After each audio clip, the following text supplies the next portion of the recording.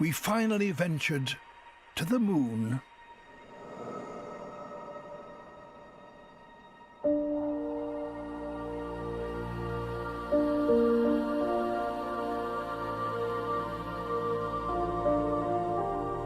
For the very first time, we looked back at our own planet.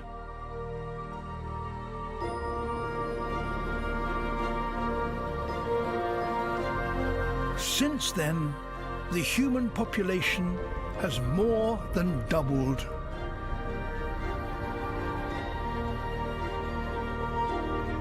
This series will celebrate the natural wonders that remain and reveal what we must preserve to ensure people and nature thrive.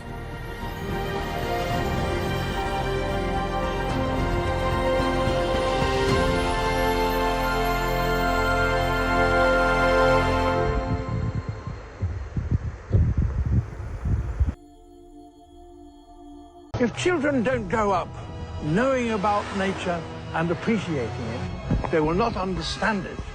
And if they don't understand it, they won't protect it. And if they don't protect it, who will?